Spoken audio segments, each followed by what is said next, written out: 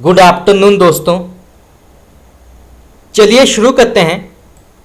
आधुनिक काल 50 प्रश्न उत्तर। अब तक हमने 4 क्लास कंप्लीट कर लिया है। आज क्लास नंबर 5 का आरंभ होने जा रहा है और आज भी हम आधुनिक काल के 50 प्रश्न उत्तर डिस्कस करेंगे जो बहुत ही महत्वपूर्ण है और परीक्षा में पूछा जा सकता है। इससे पहले हमने भक्तिकाल के प्रश्न उत्तर डिस्कस किए थे और उससे भी पहले हमने आदिकाल, भक्तिकाल, रीतिकाल, आधुनिक काल, हिंदी भाषा और हिंदी साहित्य के प्रमुख काल विभाजन और नामकरण से जुड़े प्रश्न उत्तर भी हम डिस्कस कर चुके हैं, तो आप जाके देख सकते हैं। तो चलिए शुरू करते हैं। पहला सवाल, निम्न में से कौन सा काव्य ग्रंथ बालकृष्ण शर्मा नवीन द्वारा रचित नहीं है? तो निम्न में से कौन सा काव्य ग्रंथ बालकृष्ण शर्मा नवीन द्वारा रचित नहीं है? तो इसका सही उत्तर होगा आपका ऑप्शन नंबर सी, बापू। तो आपका सी ऑप्शन बिल्कुल यहाँ पे गलत है। इसके लेखक हैं सिया राम शरण गुप्त। तो इसको आप नोट कर लीजिए, एग्जाम में पूछा जा सकता है। बाकी अपलक, क्वासी और हम विस्पाई जन्म के, इसके लेखक हैं बालकृष्ण शर्मा नवीन। चलिए आगे बढ़ते हैं। निम्न में से कौन सा कथन जयशंकर प्रसाद के संदर्भ में असत्य है? तो निम्न में से कौन सा कथन जयशंकर प्रसाद के संदर्भ में असत्य है? तो इसका सही उत्तर होगा आपका ऑप्शन नंबर डी। इनकी कृति शेर सिंह का शस्त्र समर्पण एक छंदबद्ध ऐतिहासिक कृति है। ये बिल्कुल गलत है। तो आपका डी ऑप्शन यहाँ पे गलत होगा। बाकी इन्होंने प्रेम पथिक की रचना पहले ब्रज भाषा में की थी, जिसे बाद में खड़ी बोली में रूपांतरित किया गया। ये बिल्कुल सही है। इनके द्वारा रचित आंसू एक स्मृति काव्य है जो विश्व कल्याण की भावना से संबंधित है। ये भी बिल्कुल सही है। और इनकी कृति लहर में गीत कला का उत्कृष्ट रूप दिखाई देता है।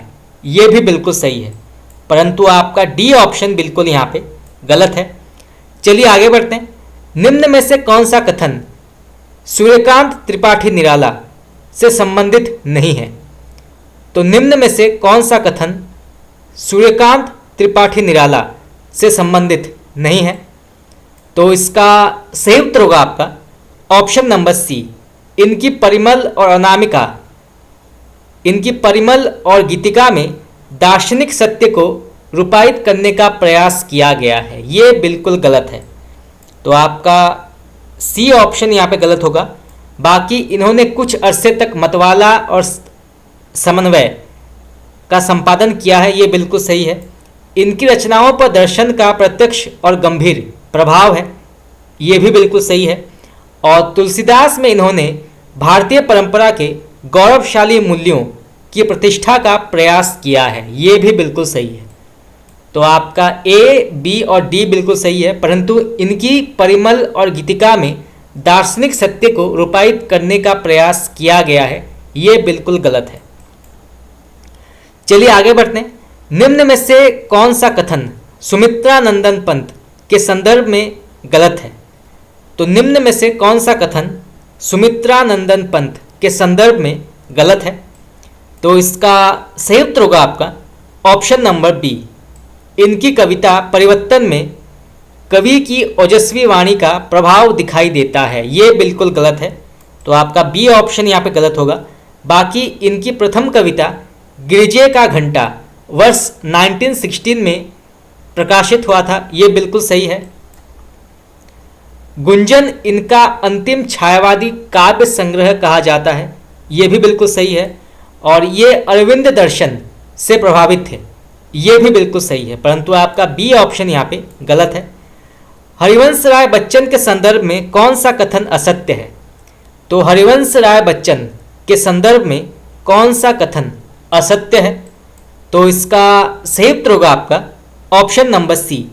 इनकी कविता जीवन से पूरी तरह विमुख है। ये बिल्कुल गलत है। इनकी कविता जीवन से पूरी तरह जुड़ा हुआ है।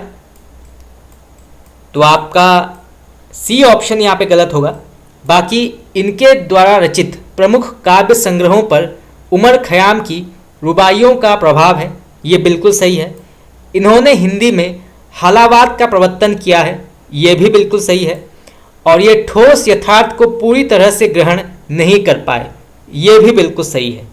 तो आपका सी ऑप्शन यहाँ पे गलत होगा। ये प्रश्न कई बार पूछा गया है कि हालावाद के प्रवर्तक कौन है, तो वो है हरिवंश राय बच्चन। तो इसको आप नोट कर लीजिए, एग्जाम में पूछा जा सकता है। चलिए आगे बढ़ते हैं। सूची 1 में पंक्तियाँ और सूची 2 में उनके काव्यों के नाम दिए गए हैं, तो इसको मिलान करना है। तो सबसे पहले आता है, इस करुणा कलित हृदय में अब विकल रागिनी बजती।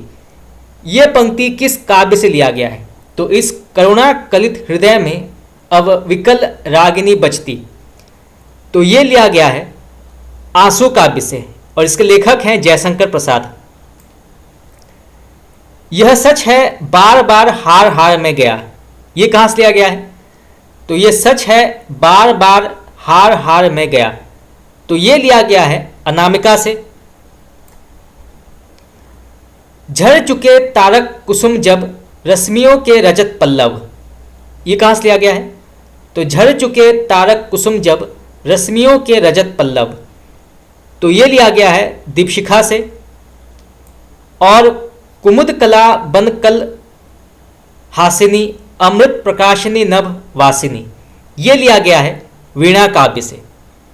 तो आपका सी ऑप्शन बिल्कुल यहाँ पे सही है। निम्न में से कौन सा कथन महादेवी वर्मा के संदर्भ में सही नहीं है? तो निम्न में से कौन सा कथन महादेवी वर्मा के संदर्भ में सही नहीं है? तो इसका सही उत्तर होगा आपका ऑप्शन नंबर बी। इनकी भावभूमि गीतिकाव्य के लिए अनुपयुक्त है क्योंकि ये स्वानुभूति की प्रत्यक्ष विवृत्ति करती हैं, ये बिल्कुल गलत है। तो आपका बी ऑप्शन यहाँ पे गलत होगा। बाकी इनकी कविताओं में आरंभ से ही विस्मय, जिज्ञासा, व्यथा और आध्यात्मिकता के भाव मिलते हैं, ये बिल्कुल सही है।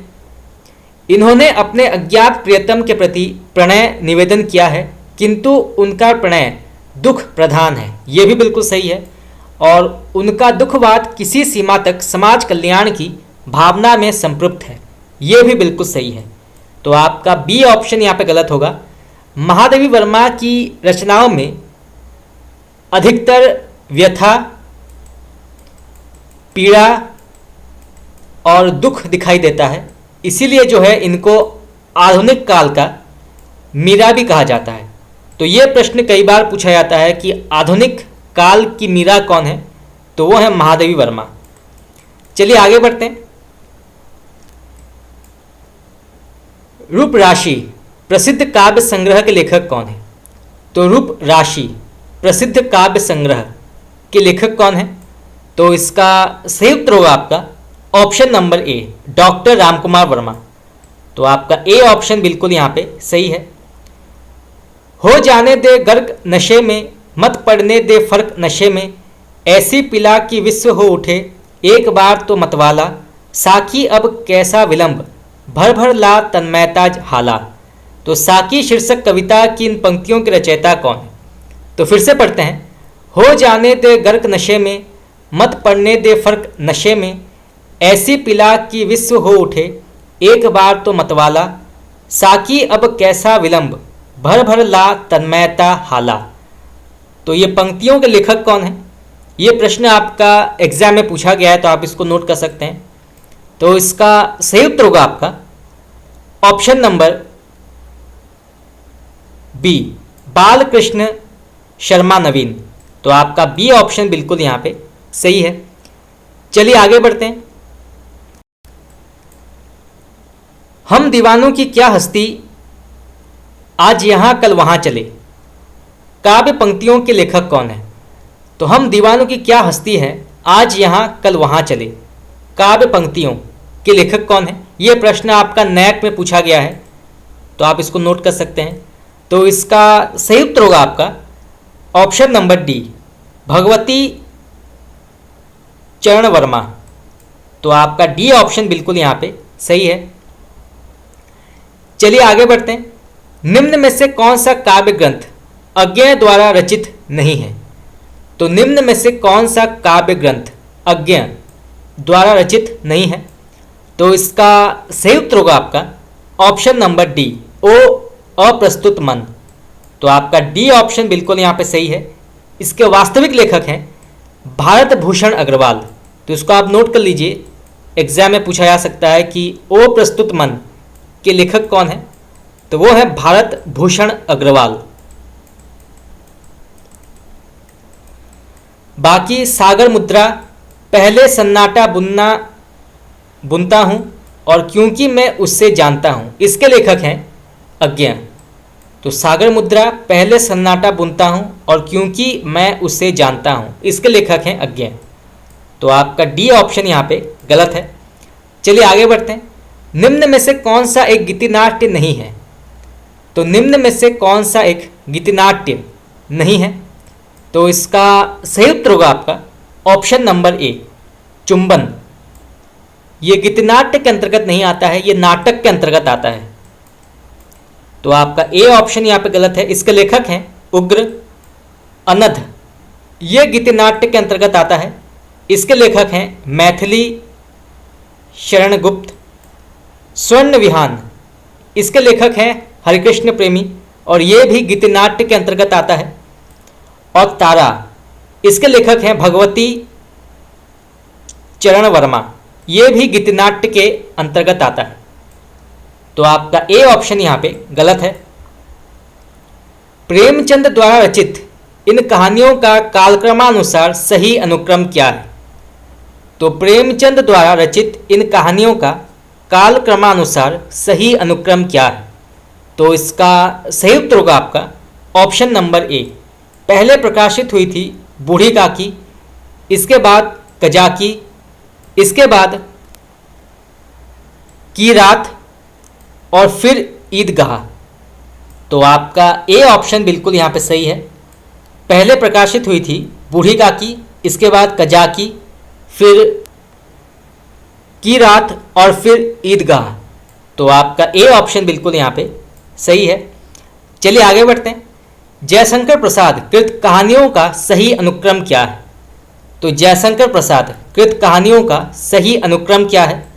तो इसका सही उत्तर होगा आपका ऑप्शन नंबर सी, पहले प्रकाशित हुई थी प्रतिध्वनि, फिर आकाशदीप, फिर आंधी और फिर इंद्रजाल। तो आपका सी ऑप्शन बिल्कुल यहाँ पे सही है। पहले प्रतिध्वनि, फिर आकाशदीप, फिर आंधी और फिर इंद्रजाल। ये प्रश्न आपका नेट में पूछा गया है, तो आप इसको नोट कर सकते हैं। तो इसका सही उत्तर होगा आपका ऑप्शन नंबर सी। निम्न में से कौन सा युग्म सुमेलित नहीं है? तो इनमें से कौन सा ऑप्शन जो है वो गलत है? तो इसका सही उत्तर होगा आपका ऑप्शन नंबर डी, चौथा सप्तक। ये गलत है। चौथा सप्तक प्रकाशित हुई थी 1979 में। तो इसको आप नोट कर लीजिए, ये प्रकाशित हुई थी 1979 में। तो आपका डी ऑप्शन बिल्कुल यहाँ पे गलत है। बाकी तार सप्तक प्रकाशित हुई थी 1943 में, ये बिल्कुल सही है। दूसरा सप्तक प्रकाशित हुआ था 1951 में, ये बिल्कुल सही है। तीसरा सप्तक प्रकाशित हुआ था 1959 में, ये बिल्कुल सही है। और चौथा सप्तक प्रकाशित हुआ था 1979 में। तो आपका डी ऑप्शन यहाँ पे सही है। बाकी ए, बी और सी यहाँ पे सही है, डी गलत है। चलिए आगे बढ़ते हैं। अच्छी भाषा की अच्छाई इसी में है कि वो भाषा और अनुभूति के अद्वैत को स्थापित करे, ये कथन किसका है? तो अच्छी भाषा की अच्छाई इसी में है कि वो भाषा और अनुभूति के अद्वैत को स्थापित करे, ये कथन किसका है?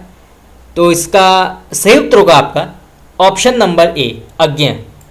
तो आपका ए ऑप्शन बिल्कुल यहाँ पे सही है। मैं प्रयोगवाद का अगुवा नहीं पिछलगुआ हूँ, ये कथन किसका है? तो मैं प्रयोगवाद का अगुवा नहीं पिछलगुआ हूँ, तो ये कथन किसका है? तो इसका सही उत्तर होगा आपका option number C, Ramdhari Singh Dinkar.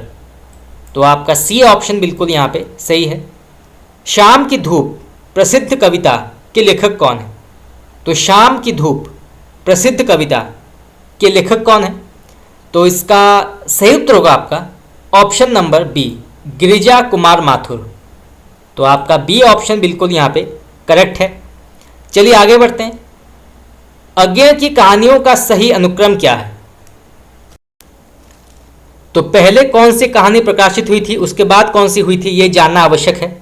तो इसका सही उत्तर होगा आपका ऑप्शन नंबर ए, पहले प्रकाशित हुई थी विपथगा, फिर कोठरी की बात, फिर शरणार्थी और फिर जयदोल। तो आपका ए ऑप्शन बिल्कुल यहाँ पे सही है। पहले प्रकाशित हुई थी विपथगा, फिर कोठरी की बात, फिर शरणार्थी और फिर जयदोल। चलिए आगे बढ़ते हैं। सप्तपन्ना क्या है? तो सप्तपन्ना किस प्रकार की रचना है? तो इसका सही उत्तर होगा आपका ऑप्शन नंबर बी, यह महादेवी वर्मा द्वारा किया गया संस्कृत की कविताओं के अनुवाद का संग्रह है। तो आपका बी ऑप्शन बिल्कुल यहाँ पे सही है। ये महादेवी वर्मा द्वारा रचित या द्वारा किया गया संस्कृत की कविताओं के अनुवाद का संग्रह है सप्तपन्ना। तो इसको आप नोट कर लीजिए, एग्जाम में पूछा जा सकता है। तो आपका बी ऑप्शन बिल्कुल यहाँ पे करेक्ट है। चलिए आगे बढ़ते हैं। निम्न कृतियों और उनकी विधाओं से संबंधित कौन सा युग्म सुमेलित नहीं है? तो निम्न कृतियों और उनकी विधा से संबंधित कौन सा युग्म सुमेलित नहीं है? तो यहाँ पे कौन सा ऑप्शन जो है वो गलत है?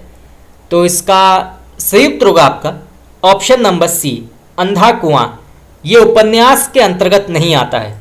तो आपका सी ऑप्शन यहाँ पे गलत है। ये आता है, ये नाटक के अंतर्गत आता है। तो आपका सी ऑप्शन यहाँ पे गलत है। बाकी बोलती प्रतिमा ये संस्मरण के अंतर्गत आता है, ये बिल्कुल सही है। मैं इनसे मिला ये साक्षात्कार के अंतर्गत आता है। और अंगूर की बेटी ये नाटक के अंतर्गत आता है। तो आपका सी ऑप्शन बिल्कुल यहाँ पे गलत है। चलिए आगे बढ़ते हैं। निम्न में से कौन व्यंग निबंधकार नहीं है? तो इनमें से कौन एक व्यंग निबंधकार नहीं है? तो इसका सही उत्तर होगा आपका ऑप्शन नंबर ए, कुबेरनाथ राय। तो आपका ए ऑप्शन बिल्कुल यहाँ पे सही है। बाकी हरिशंकर परसाई, भीमसेन त्यागी और रविंद्रनाथ त्यागी ये व्यंगकार या व्यंग निबंधकार के अंतर्गत आते हैं। हरिशंकर परसाई बहुत ही प्रसिद्ध व्यंगकार कवि हैं। तो इनसे जुड़े प्रश्न कई बार पूछा जाता है कि हरिशंकर परसाई किस प्रकार के लेखक माने जाते हैं? तो ये व्यंग निबंधकार माने जाते हैं। तो इसको आप नोट कर लीजिए, एग्जाम में पूछा जा सकता है। चलिए आगे बढ़ते हैं। आचार्य रामचंद्र शुक्ल ने सूर, तुलसी और जायसी की रचना कौशल की समीक्षा करते हुए कौन सी पुस्तक लिखी थी? तो आचार्य रामचंद्र शुक्ल ने सूर, तुलसी, जायसी की रचना कौशल की समीक्षा करते हुए कौन सी पुस्तक लिखी थी? तो इसका सही उत्तर होगा आपका ऑप्शन नंबर बी, त्रिवेणी। तो आपका बी ऑप्शन बिल्कुल यहाँ पे सही है। शुक्ल ने सूर, तुलसी और जायसी की रचना कौशल की समीक्षा करते हुए त्रिवेणी नामक पुस्तक लिखी थी। तो इसको आप नोट कर लीजिए, एग्जाम में पूछा जा सकता है ये। चलिए आगे बढ़ते हैं। निम्न में से कौन सी कहानी अज्ञेय द्वारा रचित नहीं है? तो इनमें से कौन सी कहानी अज्ञेय द्वारा रचित नहीं है? तो इसका सही उत्तर होगा आपका ऑप्शन नंबर सी, तीसरी कसम। तो आपका सी ऑप्शन बिल्कुल यहाँ पे गलत है। इसके लेखक हैं फणीश्वरनाथ रेणु।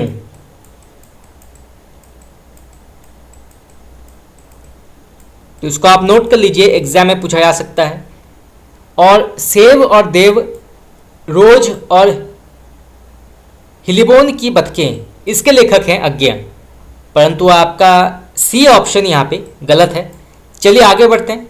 निम्न में से किस कहानीकार ने फ्रायड के मनोविज्ञान के सिद्धांतों के आधार पर कहानियाँ लिखी?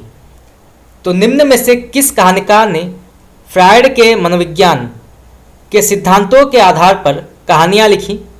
तो इसका सही उत्तर होगा आपका option number B, Jainendra Kumar. तो आपका बी ऑप्शन बिल्कुल यहाँ पे सही है। जैनेंद्र कुमार के अलावा इलाचंद जोशी और अज्ञे ये भी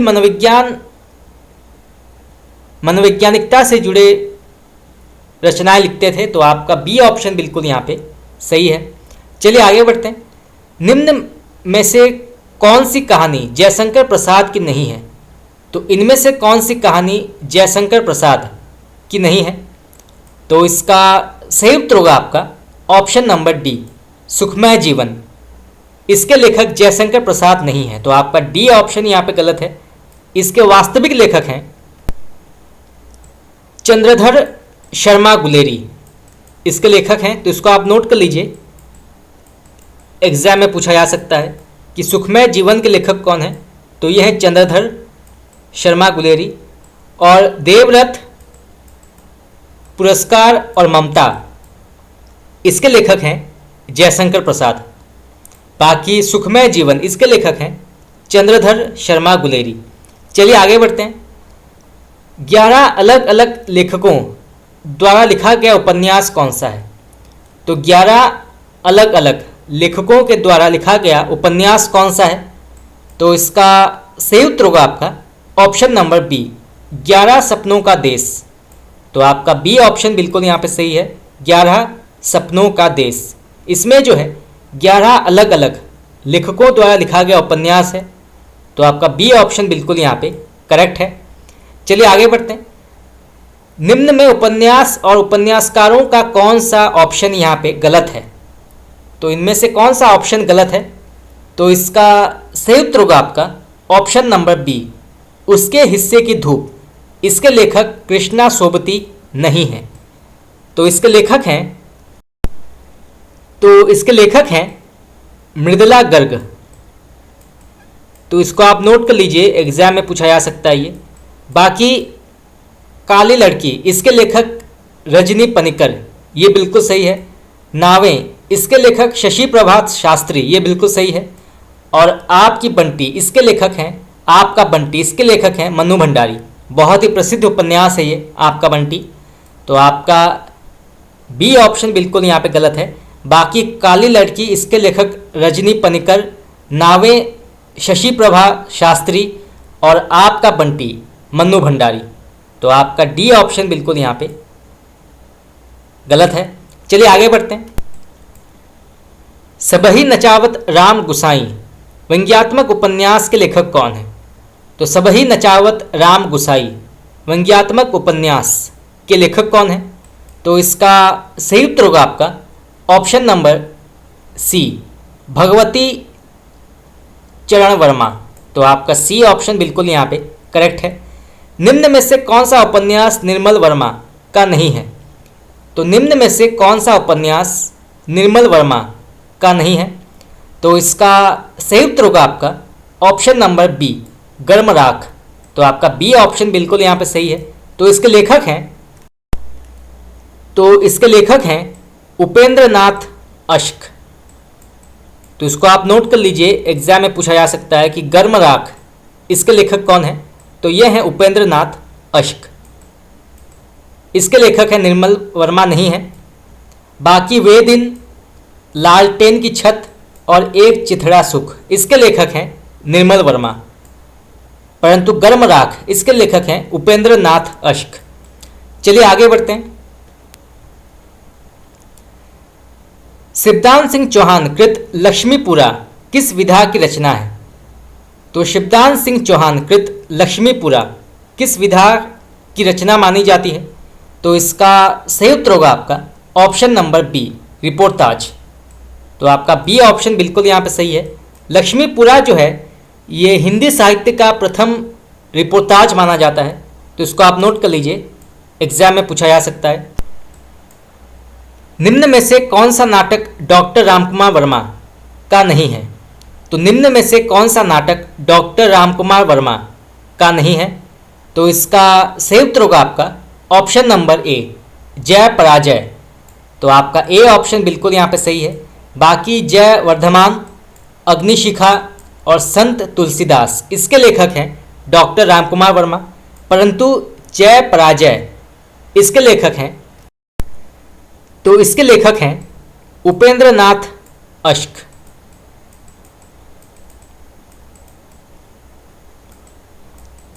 चलिए आगे बढ़ते हैं।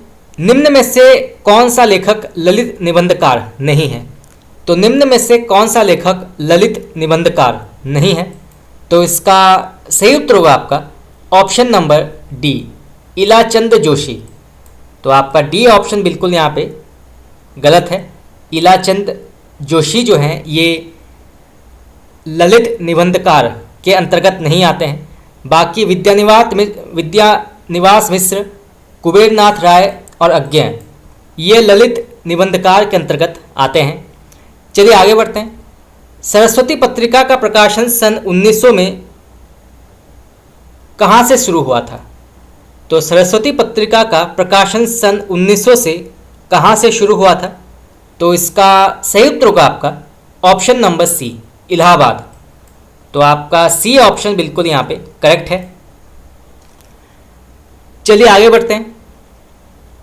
वर्ष 1870 में प्रकाशित उपन्यास जिसमें कुसंगति में पड़े हुए एक सेठ के पुत्र का उसके सज्जन मित्र द्वारा उद्धार किए जाने की कथा वर्णित है, कौन सा है?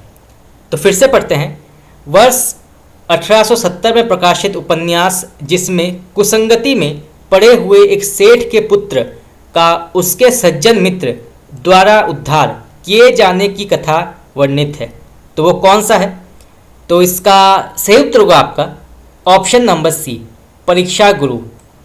तो आपका सी ऑप्शन बिल्कुल यहाँ पे सही है। और यहाँ से यह भी प्रश्न पूछा जा सकता है कि परीक्षा गुरु ये किस प्रकार के साहित्य विधा के अंतर्गत आती है?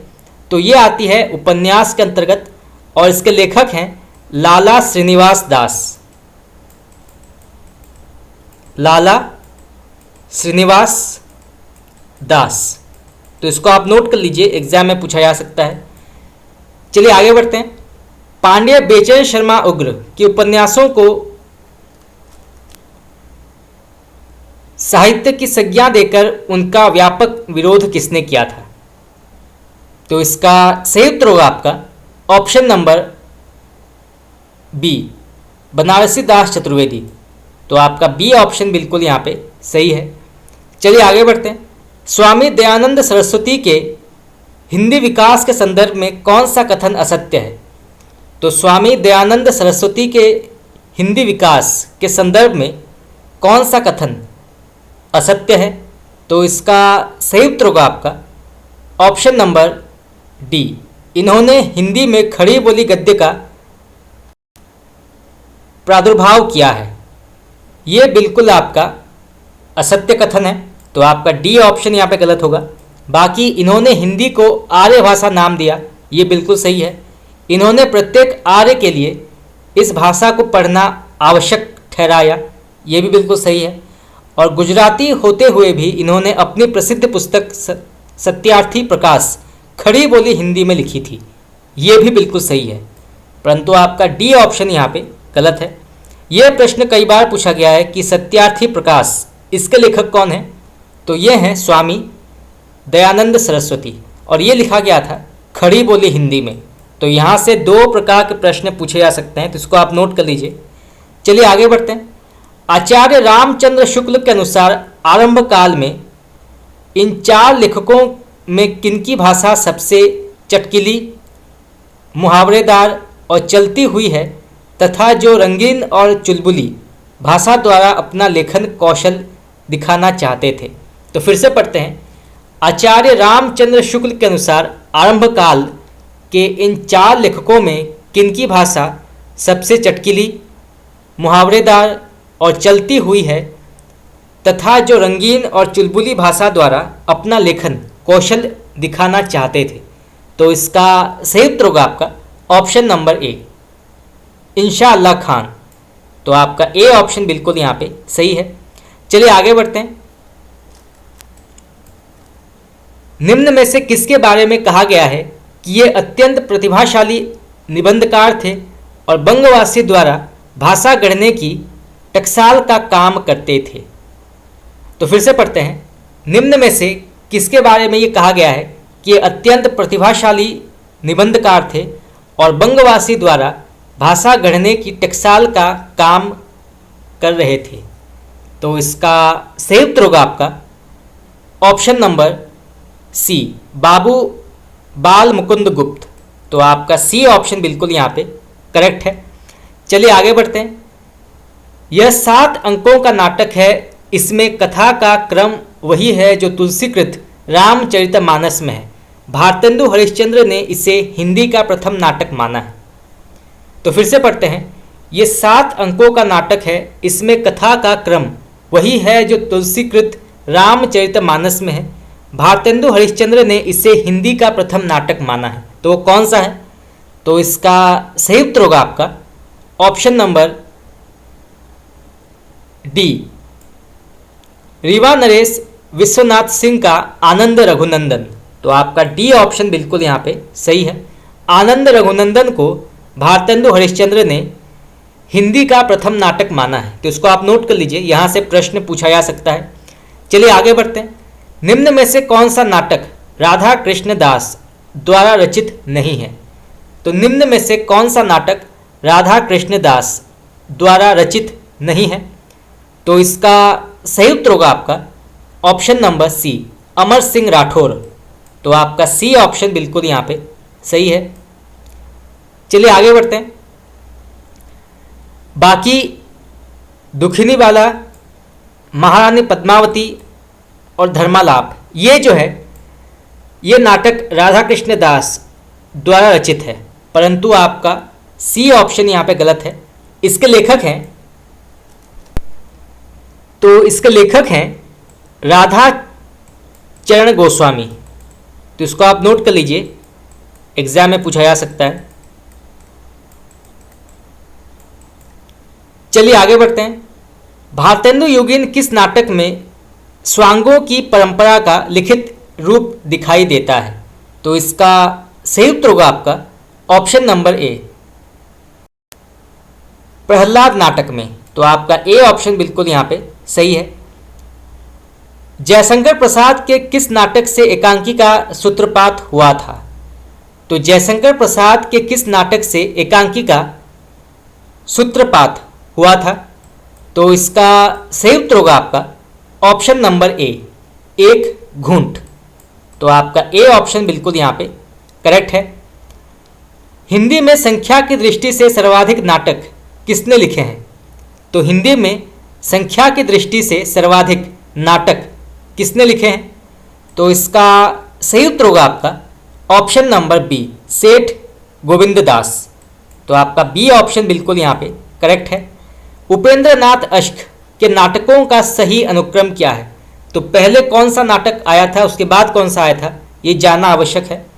तो इसका सही उत्तर होगा आपका ऑप्शन नंबर ए, पहले प्रकाशित हुई थी स्वर्ग की झलक, इसके बाद अंजो दीदी, इसके बाद भंवर और इसके बाद अंधी गली।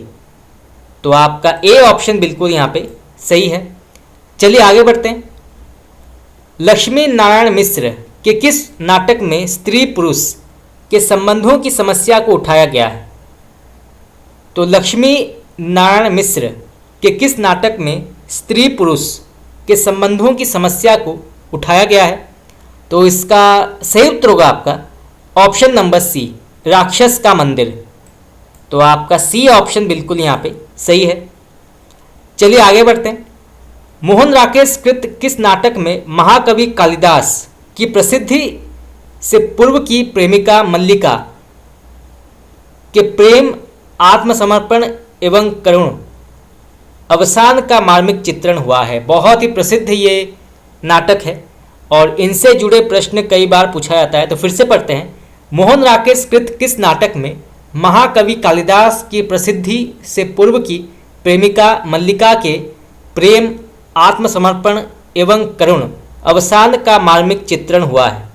तो इसका सही उत्तर होगा आपका ऑप्शन नंबर डी, आषाढ़ का एक दिन। तो आपका ए ऑप्शन बिल्कुल यहाँ पे सही है। आषाढ़ का एक दिन के पात्रों के नाम बहुत प्रसिद्ध हैं, जैसे कालिदास, मल्लिका, इसके अलावा दंतुल और भी जो पात्र हैं, इनसे जुड़े प्रश्न कई बार पूछा जाता है, तो इसे जानना आवश्यक है। चलिए आगे बढ़ते हैं।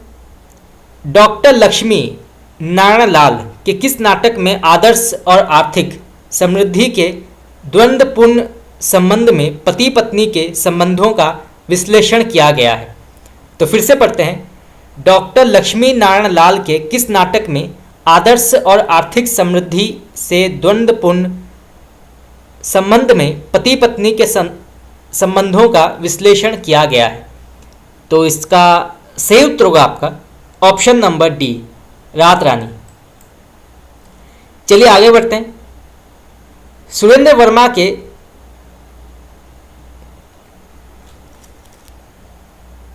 समसामयिक सामाजिक नाटक द्रौपदी में कितने अंक हैं? तो सुरेंद्र वर्मा के समसामयिक सामाजिक नाटक द्रौपदी में कितने अंक हैं? तो इसका सही उत्तर होगा आपका ऑप्शन नंबर ए, 2। तो सुरेंद्र वर्मा के समसामयिक सामाजिक नाटक द्रौपदी में 2 अंक हैं। तो आपका ए ऑप्शन बिल्कुल यहाँ पे करेक्ट है। तो फ्रेंड्स, आज के इतना ही। आज हमने कुछ और 50 आधुनिक काल के प्रश्न उत्तर डिस्कस किए। अभी और भी बहुत सारे प्रश्न उत्तर सॉल्व करना बाकी है। इसके बाद जो है हम आदिकाल और रीतिकाल से जुड़े प्रश्न उत्तर भी डिस्कस करेंगे। तो आज के लिए इतना ही। आप लोगों को अच्छा लगा क्लास तो आप मुझे बता सकते हैं कमेंट करके। आपका बहुत बहुत धन्यवाद।